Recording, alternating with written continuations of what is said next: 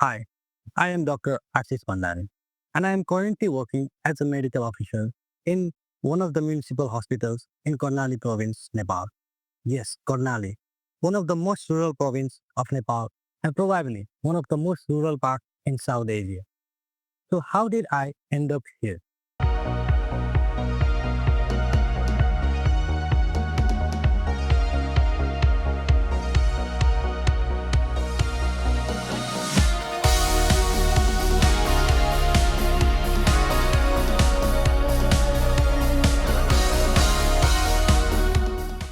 I am here as a part of my 2 years mandatory government service for my MBBS scholarship.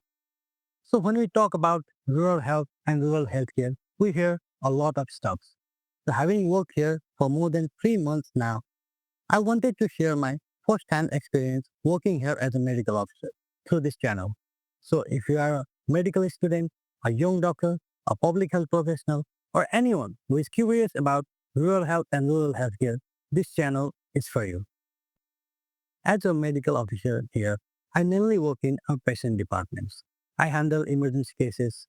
I do basic ultrasound scans. But working in rural areas is far more different than what we imagine during our medical school. Here, you don't have access to all investigation. Specialists are not just one call away. Sometimes you are the final decision maker, even when you know this case is to be handled by a higher level here.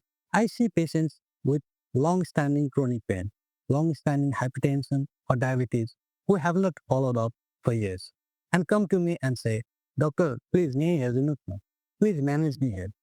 It is not that they don't want to go to big hospital or they don't care about their health, but it is not as simple for them.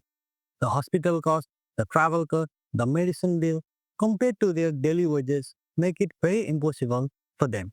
So why is there such a big gap? It is not very difficult to assume. There are very few numbers of specialists like cardiology, neurology, or psychiatry for a population of more than 1.6 million in Karnali province.